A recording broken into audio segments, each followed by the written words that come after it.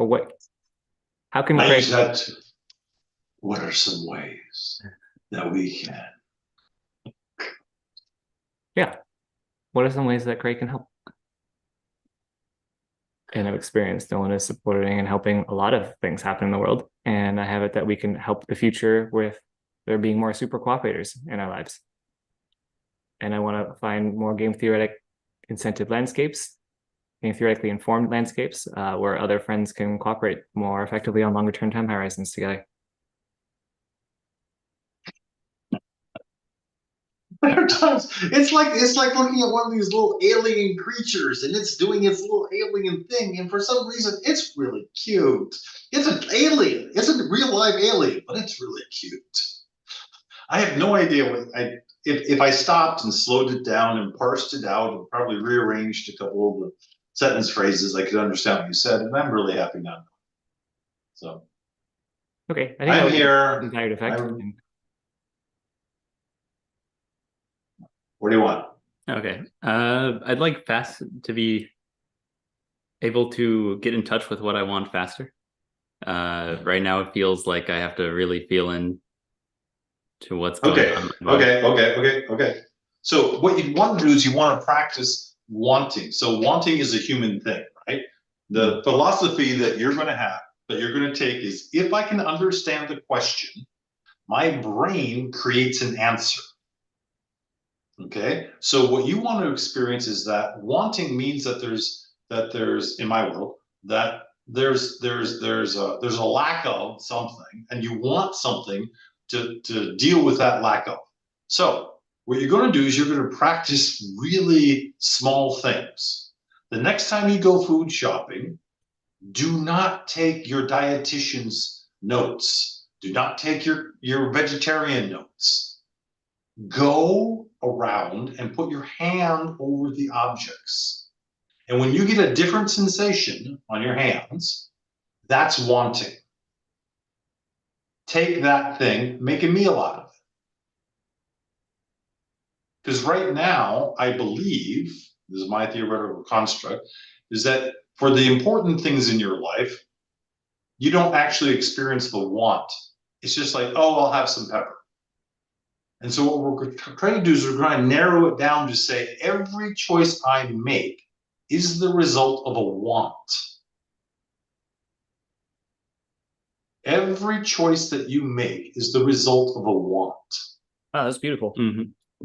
Okay, you may not experience that way, and that's okay. So in dojo philosophy, when you hit a big decision point, there are these foundational blocks in your psychology that we call black holes, because they want everything and they're insatiable.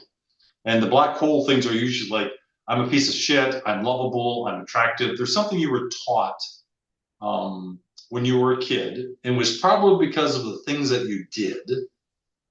And instead of pointing at the things that you did, the caregivers pointed at you. Instead of saying that was stupid, they say you're stupid. And so you internalize these things. And so down deep, there's a thing of like, I'm bad, I'm stupid, I'm smart, I'm, whatever it is. And so when you get to a big decision, those things rise up and you feel a lot of force about making a decision. But we're not looking for those. We're looking for the little tiny ones. Every choice I make is based on a want, and you're going to practice feeling the want. Slow down. When you're sitting there with your eggs in the morning, and you watched Alta make them, and you didn't put any salt in them, and you like salt, okay? Before you actually put the salt on, stop. Feel the want. The want is the same vibration for everything. It's wanting. When you dress in the morning, you're going to choose a costume because you want to appear a certain way. Even if you don't care what you look like, that's a want. So do it slower. Feel the want. The theory is that your psychology is keeping you from acknowledging the wants that are dangerous.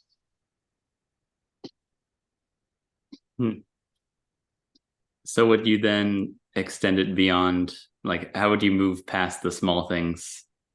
To the bigger things. Yeah. But Oh, yeah. again, be careful.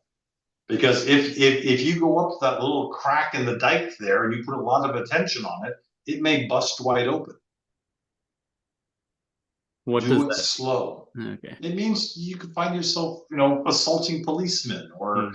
or running around destroying windows with a baseball bat or something. I don't know. Okay. You be respectful of your history. Don't buy into it, but you were taught to put away your wants for a very good reason. You don't have a lot of skills about dealing with these other kinds of wants. Develop the skill set by doing it slowly. Yeah, I like that. Thank you. Yeah. What's the second speed bump? What? The second speed Let bump him for discovering one. do the small one first. Make it be about objects, make it about things, make it about decisions that you know you're going to make. You're going to put on shoes this morning and there are 3 pairs. Slow down and feel the want for each one. When you're picking a TV show to watch, you're going to want to watch something. See if you can feel into it. Now, little Mr. Adolescent Masculine wants you to go jumping off the 30-meter platform before you get used to just jumping in off the side of the pool. Get good at that first. If you want to be daring, pick whatever thing is that you're sexually attracted to.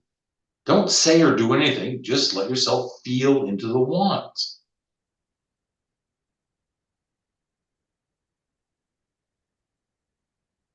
And see how deep you can take it.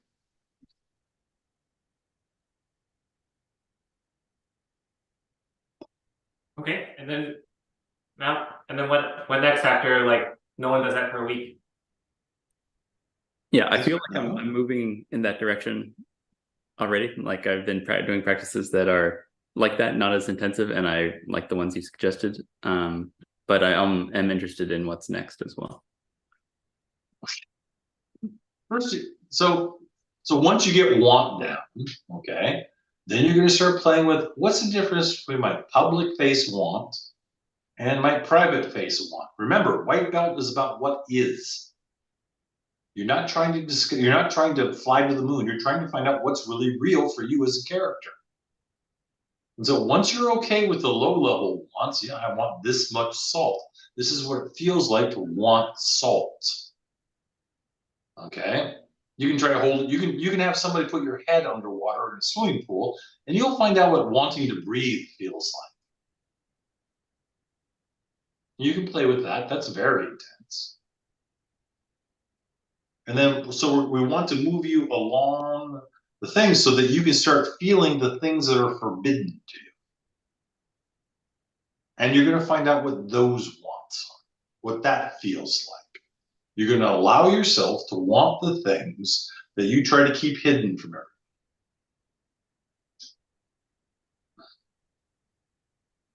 You can journal about that. You can talk about it. Late at night, you can watch your videos of that. Whatever it is. Have it be okay.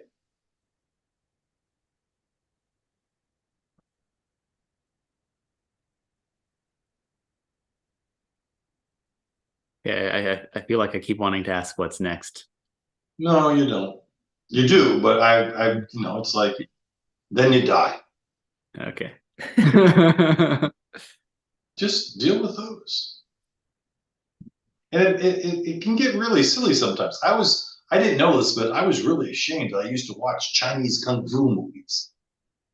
I thought it was just, it's a peculiar taste, why would I want to share that with anybody, and then when somebody said, what the hell are you watching? I was like, oh, shit, they know.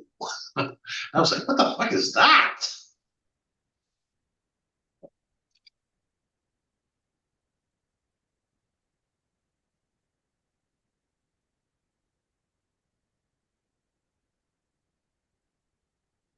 The theory is, Nolan, is that it's going to be easier for you to acknowledge know, own, out dance with certain kinds of wants. And it's going to be extremely difficult for you to know, own, out, and dance with other things. So that's the things that are real for you, and yet you feel that somebody's going to have to put a gun to your head for you to share them. Those are where you're going to. Okay. Yeah. That But feels don't, great. yeah, don't worry about them for a couple of weeks. Yeah. I mean, I do feel like I've done a bit of going off the deep end for that. As in just in the context of, with Alton and people here sharing stuff that feels like there's nothing more shameful than that to me.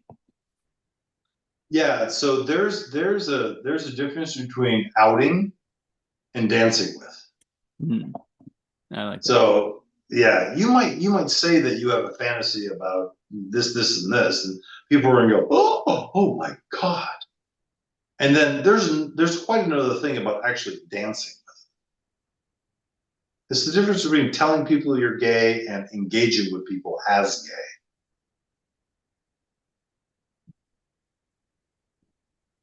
Yeah, I like that a lot. Mm-hmm.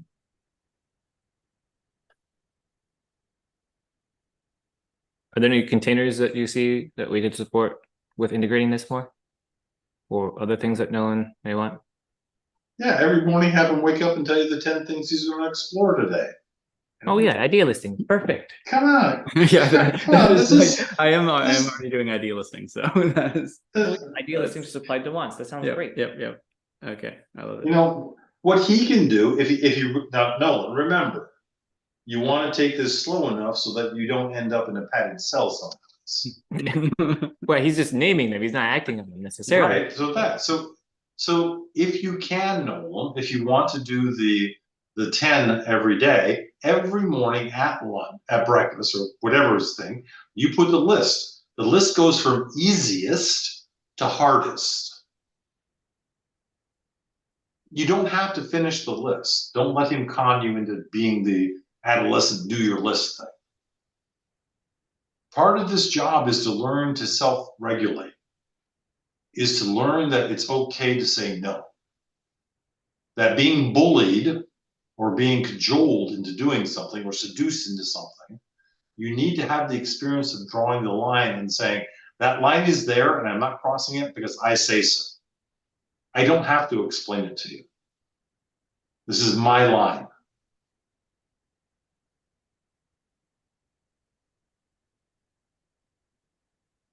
Just because they know that you want to have sex with sex dolls doesn't mean that they can bully you into having sex with the sex doll right now.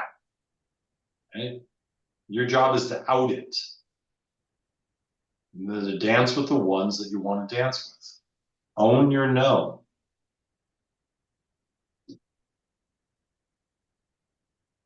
And I believe you're in a house with the people who love the sport of high diving. Most of them are not doing it in an embodied learning way. They're just throwing themselves off the edge because it's a thrill. You want to be doing this work because you're learning something.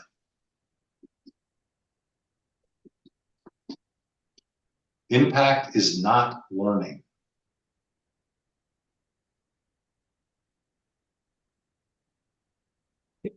Impact is not learning. Can you share another circumstance where that may be mistaken or something? Yeah, people think that going up and talking to a girl and getting slapped in the face is, oh, look what I did. And it's like, you're supposed to seduce her. Mm-hmm. It's like somebody running around in an impoverished area on one-wheelers. Running around what on one wheels? In an impoverished area. Running around. I don't get that metaphor. It's flaunting your wealth. I mean, flaunting is like a negative Russell conjugate. Flaunting means that you're impacting, but they're not learning anything. I guess it's like inspiring with like, this is what's possible. Yeah, but there's a way of doing it to where they learn and they're encouraged. It's like this book. Well, you can't read it. How to Hold a Cockroach. It's got a lot of interesting things, but there's not a call to action. People can read this and be impacted by the thought of, oh, I learned by association that cockroaches are so dirty, nasty, filthy things. I can hold another one. But people are being impacted by it, but they're not, it's not manifesting in any sort of learned, changed response. Mm-hmm. If Nolan comes out and he says, I want to run around naked around the city, and people are like, oh, okay. And he's impacting them with his knowledge, but he's not learning anything. There's no change in something. Am I making sense? There's a difference between impacting somebody with something and having them learn something. The only way you know if they've learned something is if you can see the change in behavior. But that's difficult because if you punch somebody in the face, they're going to have a change in behavior too. So, but I guess that's why I'm saying what is the example or nuance or on the court situation where you see that we could apply that? If you're playing tennis, you could reflexively hit the ball, and that's a forehand. Can you repeat it?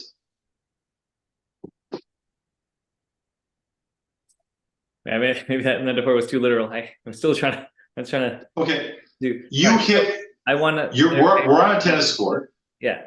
We're on a tennis court. Wait, sorry, and you hit it to like Sophia gives me an angry look. Then what? Sophia gives you an angry look, and you're like, "Oh fuck, bitch!" And you go back to what you're doing. Okay. Okay, that's impact. If you're like, is there anything? I mean, and you're like, oh, wait a minute. I'm turning away from her. She's going to think that that's rejection, and she's going to get even worse. And you put down what you're doing, and you go over there, and you say, how are you doing? Okay. There's a change in that's very clear. And I don't know how I mean that she's learning something different. I make up that you're learning something different. Okay, got it. Okay. Jesus being Sophia. Jesus being Sophia. What? She is just being Sophia. Does that come down to to reactivity, as in you're doing something impactful and then reacting to it based off old habits versus?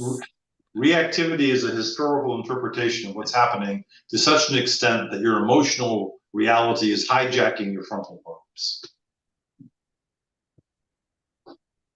You were scared of snakes when you were a kid. You see a piece of green garden hose and you're like, ah, and you jump out of the way. That's a reaction. You're not thinking about it. Okay, well, I guess I'm associating a less extreme version of that with what you call not learning, where you're, I guess, reacting. We want to learn. We want him to learn that wanting is happening all the time, whether he's conscious of it or not. And so what we're going to do is we're going to slow down all of his conscious choices. And he's not in the extreme. He's not going to make a choice until he can tell himself, I feel the want. Which means that he's probably going to go hungry until about 1 or 2 o'clock the first morning.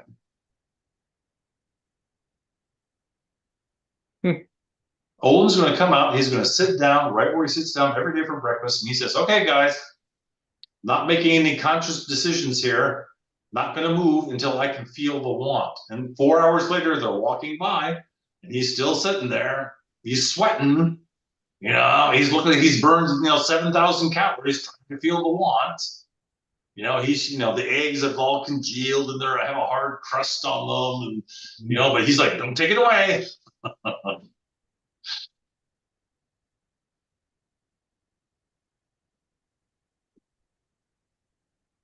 David Data does an exercise like this.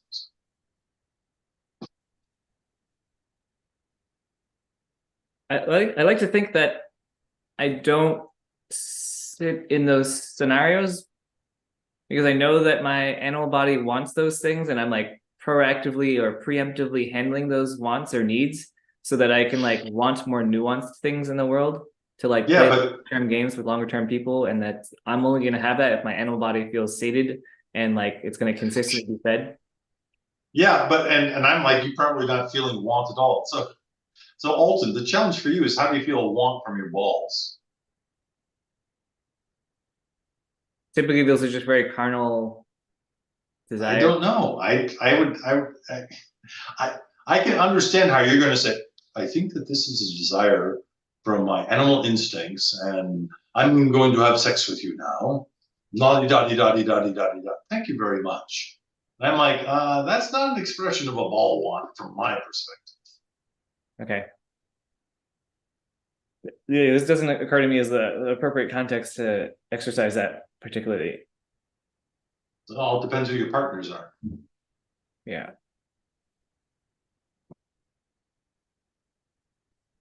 Just check my backpack. It's under here. See you, man.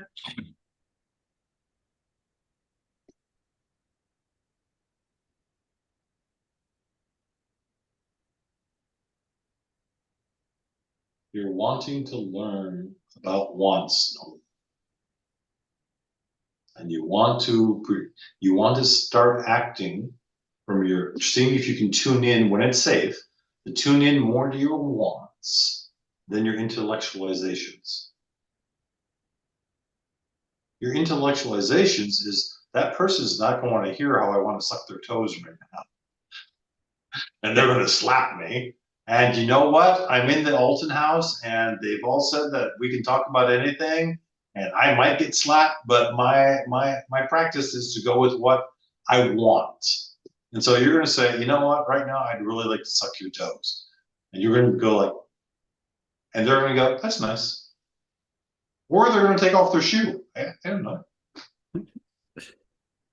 And you're going to start learning what it feels like to dance with your wants rather than your straight up intellectualizations. Yeah. It feels like I'm moving more towards that, but in a very slow way. And I like how the practices you've outlined seems to just speed it up. Okay, we'll definitely speed time things up. Yeah, if you were in immersion, you'd be going into a seizure. That's why we're here. One step at a time. Kraye, I'm really appreciating reading about the summary of how to hold a cockroach. It's really touching. How to hold like the parts of ourselves that we shun or find as like socially unacceptable. That's the book summary, or is that my summary? That's a summary that I'm reading from ChatGPT while also hearing you weave it into our conversation over this period of time.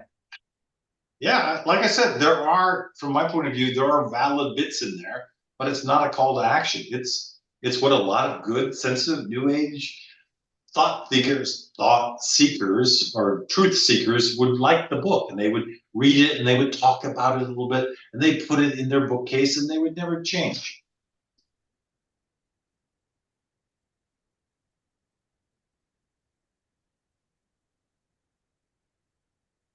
You'll hear a lot of dojo in that book if you listening. Yeah. Well, that's what I'm saying. It's inspiring. It's like more of a pop culture piece around it. I wonder how to find more It people is. to follow that work. Yeah. Right. Okay. You've seen the engineering diagram. Would you like to get into the mosh pit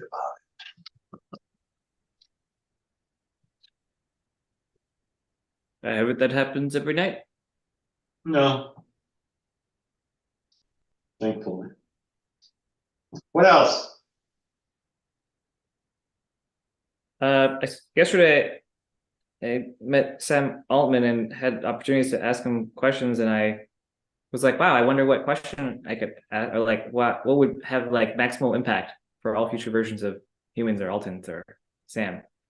And I'm curious how you orient towards, well, I guess you don't really want any of that stuff. Never mind. Yeah, see that's great. That's Alton in his monoculture saying there are things very real for me. And then when you look over at me, at first you think I'm part of your monoculture. Then you're like, oh, he's not part of my monoculture. This is probably ridiculous to engage him with. Yeah. Yeah, I got some really juicy things from Eden with witnessing Sam Altman and being like, oh yeah, there's just no suffering if there's just no preconceptions. I'm like, oh yeah, wow, that is kind of how he shows up and how Eden shows up. Just take out preconceptions and then they're just present. Yeah. Nothing like, I love having good, hot, juicy sex with present people. Yeah. Okay, so your implication is that it's hot, juicy sex and present people is like not a high overlap Venn diagram.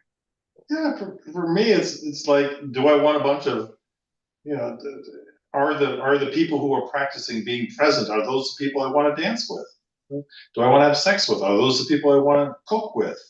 No, not usually. I have been wondering, where that balance is, how that integration looks. Do you have any thoughts on this?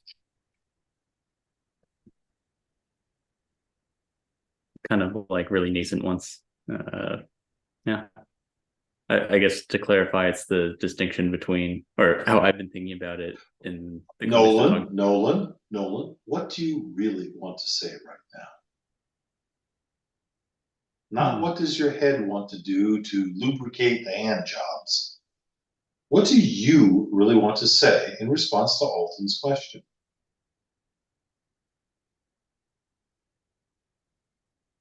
Feels like I was on the right track there. Okay, fine. Because it resonates with some stuff I've been thinking about, which feels important. Okay, I'm not going to explain. What's like, okay, so the difference between just being totally present and maybe not even thinking about that much about the future, is that what you mean? Well, it was the balance between that. Jeffrey Martin describes it as the path of humanity and the path of peace. Path of peace frequently brings people into a peace prison, and then it's all about peace and being the present man. And then path of humanity has a lot more like pain and are like interfacing with real people in the real world and bring like the temple experiences to our actual lives. Okay, yeah, that's a bit different from how I was thinking about it. Yeah, I don't know if I gave enough context. But yeah, I mean, now that you say it, that feels like an interesting balance. And in this case, it does seem distinct from what I imagine, what I'm reductionistly articulating as Kraye's like animal realm advocation, which is carnal and primal in the animal realm, and like the human or celestial realm is like nice and safe and temple. Well, not necessarily safe, but like we can turn our life into a temple and make a heaven out of any. Yep. Anyways, these are all how many juicy present people do you know? Many. Really? Most of the present people I know aren't very juicy. I wish you had more interaction with. Okay, well, I'll query myself this upcoming week for like present juicy people, and okay. To me, it's like Eckhart Tolle, very present. Dalai Lama, very present. Sociopath, very present. Juicy, nah.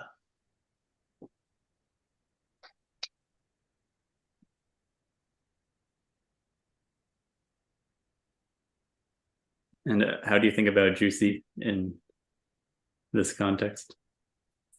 It's like somebody who gets my juices flowing, like I'm interested, like there's going to be a challenge, like it's going to be multidimensional. There's going to be fire. There's going to be ice. There's going to be, there's probably my primal character is probably going to say, "Don't do that." There's going to be lots of laughter, very un-PC laughter, probably. Un-PC laughter. Yeah.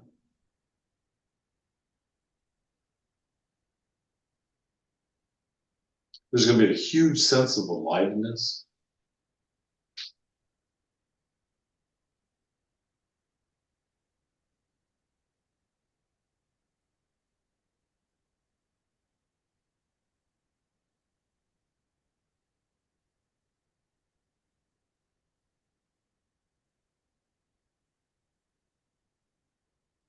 it's like looking at, man, no disrespect intended, but looking at the two of you, there's nothing dangerous going to be happening. And like dangerous is in like physical capacity to crush. No, you're on a Zoom call. I mean, does that mean like if, but like, No, for me, there's nothing that you guys are going to bring on a Zoom call that's going to be potentially dangerous. I doubt whether there's going to be anything like me being surprised. I don't think you two can do. okay. But if we like, and so there's had a knife to your dog's throat or something, or like, that would be, yeah, that you were holding an animal. Yeah, that would be very surprising. Hmm. It's the pirate thing. how can I get more comfortable holding someone else's dog at knife point? How do I find out what my monoculture means by pirate, and how do I embody more of that?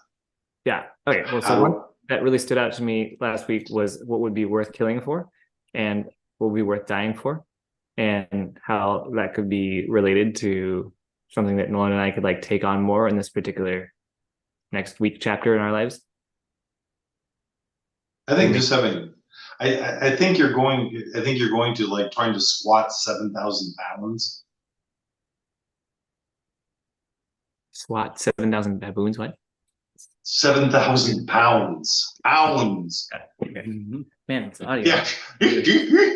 7,000 of them, yes. Yeah, I mean, I feel like there's squatting too much is not, occasionally doesn't seem like a problem to me. I think the two of you, if you want to play games, is to share what your darkest fantasies are about anything. Okay. And try to get as nuanced as you can. Don't spend 5 hours describing one scene. But instead of saying, "Oh my God, she's hot," what would your fantasies have to do with that hotness? Okay. Darkest fantasies night. And then try doing it from a hard perspective, and then try doing it from a soft, or try doing it from a projective perspective, and then try doing it from a receptive. Can you distinguish those two a bit more for me? One is seeing a really hot chick and saying, "Oh, I'd love to bang her." That's projective. You're going to be doing something. The scary thing would be for her to come over and say, "Would you be my baby daddy?" Sorry, can you articulate those again? The distinction between those fantasies. One is projective. One is the thing that you're doing, and the other thing is the thing that she's doing to you, or it's doing to you. I mean, they both can be projected. Just go there first, okay? Okay. And dark fantasies can be fun or they can be terrifying. I'm sorry, one more time, can you give me the example? You said the later example was, "You want to be my baby daddy," and the previous one was what? I'm going to bang her. I'd love to do her doggy style. I don't know. And the terrifying would be something like, "Oh, I want to be the main character in a horror movie," something like that. No, for you, I think it would be the hot chick coming over and saying, "I want you to bang me doggy style for 30 minutes." That would be absolutely terrifying.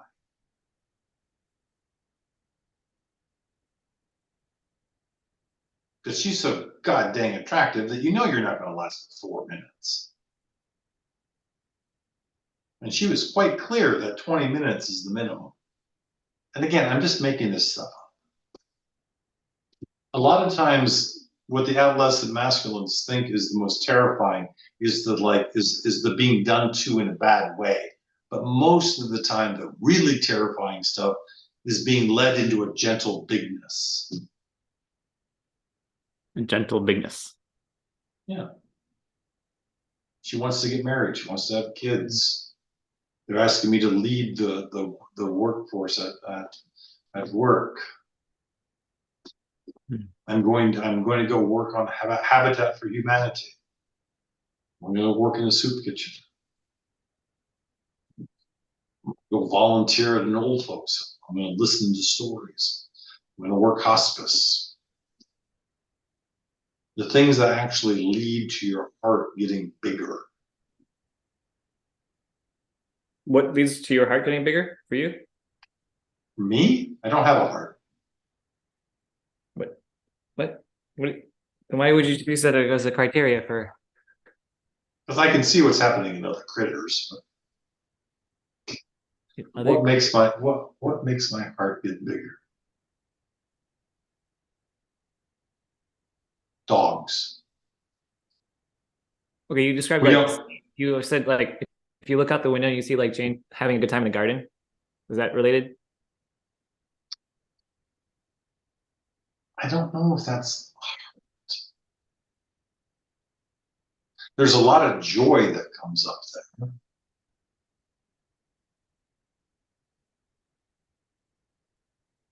I'd have to think about that for a while. Wait, you're thinking to get to your heart? Okay. No, I'm thinking about the schematics of it. The difficulty is that in my perception of myself, it's a big empty space in here. It's not localized like, oh, this is my heart and this is my brain. There's a big empty space and there's lots of things, lots of quark activity going on, not a lot of solid stuff going on. Yeah.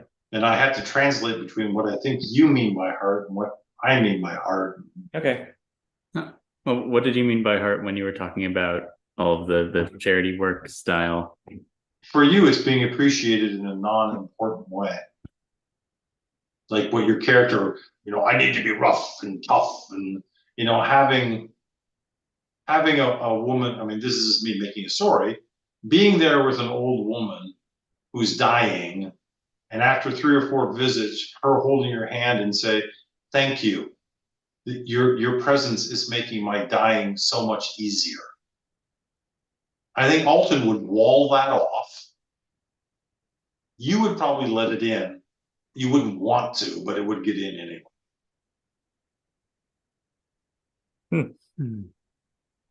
And what are the signifiers Of what? of your assertions?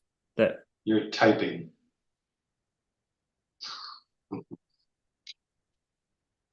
I don't often see you getting moved in a broad way. me? Mm-hmm. Great. I feel like I'm significantly moved almost every time, and I was like, so I don't see the signifiers. You might be having that experience. You and I are from different cultures. huh?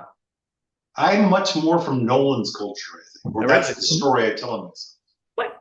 Okay, what are the signifiers for that? He's white. He's male. Oh, okay. Because I'm more yellow. I'm actually Yes. not... Okay. And you're male too. Bigoted. We think he's male. That's what I was told, but now I'm all right. Yeah. He reminds me a lot of me when I was in my 20s. Okay, well, good. We're still making good time. Yeah. A little late. You don't remind me of any time I ever was. Oh, you're talking about him. Yes. Okay. All right. Do I need a new mic? No, my brain's just I spent a lot of glucose this morning. Great. Okay.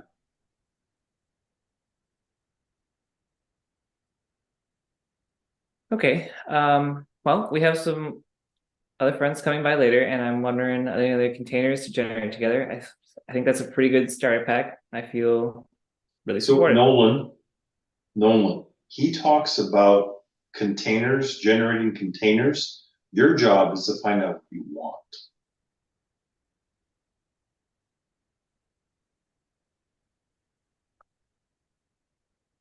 Containers have worked for me. Yeah.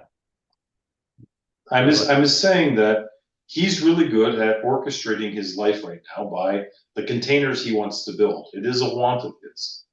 But from over here, the coach, I'm encouraging you for the next couple weeks. I won't be here next week.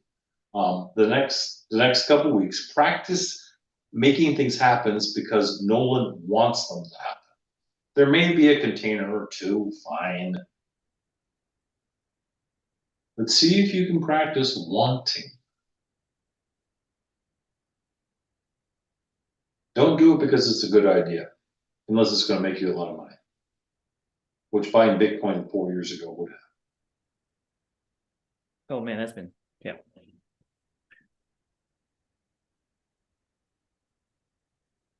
How do you relate to generosity?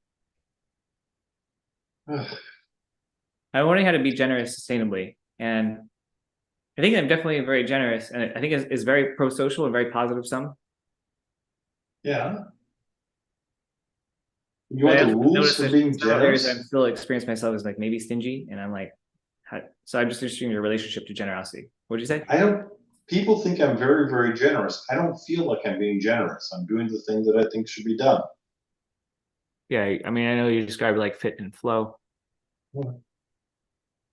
I think for you, is your generosity, I think that a lot of times, Alton, that you do generosity because because of their smallness.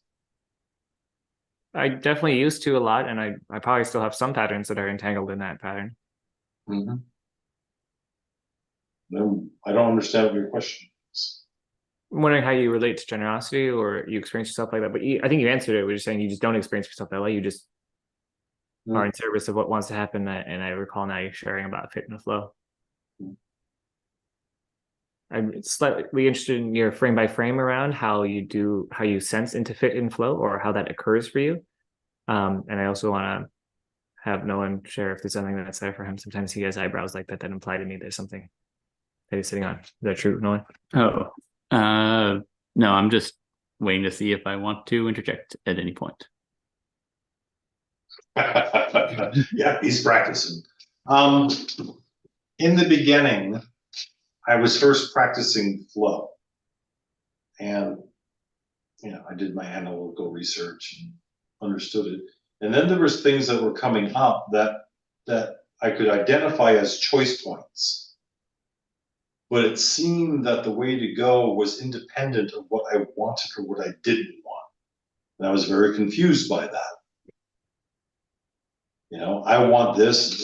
The easiest thing for me was going into a restaurant, being presented with a menu, and one of them stood out. And it wasn't something I liked or I didn't like. It was just a thing. There were lots of times when it was something I didn't like. And so I practiced going with that to see what would happen. Invariably, my life got more interesting, which is one of the value positives that I have. And so the more I was able to step out of with certain things, the more I was able to step out of my character's definitions of what I should or should not do, and more align in those instances with the thing that felt like the right thing to do, it seemed to have a value positive impact on my life. Not always. There were some value negatives, but for probably 80%, they were either value neutral or value positive. Wait, so this is just like meandering and exploring without a specific goal? No, it's like driving, and you know the way to the store, and there's something in you that says turn right. Mm-hmm. And you're like, that's not the way to go. And that little hit there, it doesn't give a shit whether you want to or not. It's saying, go this way. And it's not telling you what the outcome is going to be. Mm-hmm. Oh, yeah, so, yeah. That totally makes sense. And I have a friend who I've talked to a lot lately who's really talked up this type of practice and said it's done a ton for him. It is. It really, unless you have a real strong character about being mystic, if you're trying to be a mystic, this is going solid your self-identification of your character. But if you're not interested in becoming a mystic, it can really help in de-self-identifying, because I can miss the appointment. Usually it doesn't make my head explode. And so it teaches me that I really can dance with anything. Yeah. And anything that's not going to probably kill you is something. Yeah. I mean, I feel like this friend is talking to me right now.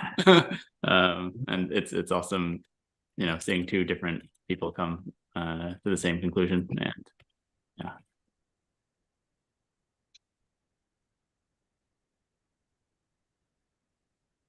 It has gotten my face slapped a few times and glasses of red wine thrown at me. You seem to be happy to pay that price gladly. Yep.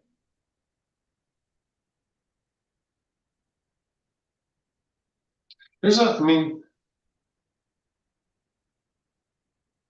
dojo, people do get hurt in dojo. I mean, people are going to get punched. People are going to have histories come up. People are going to have their triggers come up. People can take, really serious detours and stuff.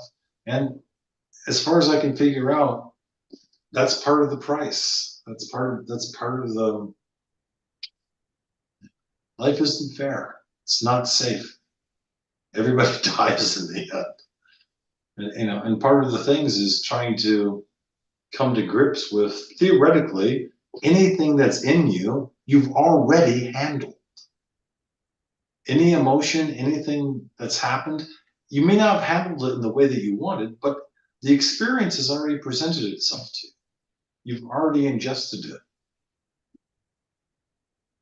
You seem to have that sense of myself now, yes. So no matter what the trigger is, no matter what they do to have something come up in you, it's already happened. This would be mostly social though, right? Like if a lion hasn't come at me yet. Yeah, this is relational. This is not okay. This is not dropping 3-ton boulders on your foot. Yeah.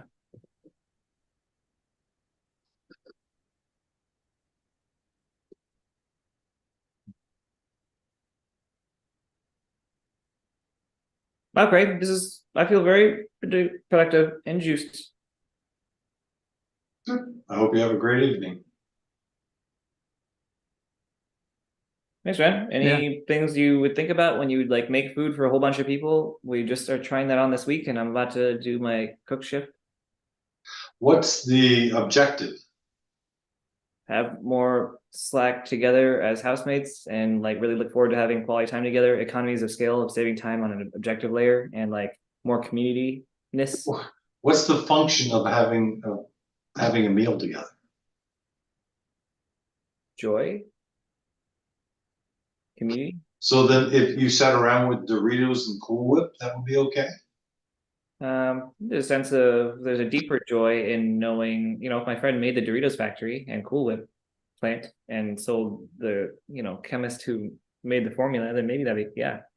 Right, so if you're gonna go do cook duty, try to see if you can put your love and care into the food. See what happens. Yeah, it's beautiful. Like that. I'm like, I don't really conceive of that. I'm just like, all right, doing the motions. And no, yeah, that's Alton. Okay, well, that was me up until I heard those sweet words into my earballs. So thank you. I relate to that too. Yeah. I knew I asked the right person. Thanks, Craig. You're quite welcome, Alton. Okay, you two beautiful young men, go out there and have fun. Thanks, man. Yeah, thank you. Craig will acknowledge you for this part. Oh, shut up. Jesus Christ. Oh. It's frozen again. Oh, with the whole. Goodbye. Oh boy. Alt F4. Oh, that's a good one.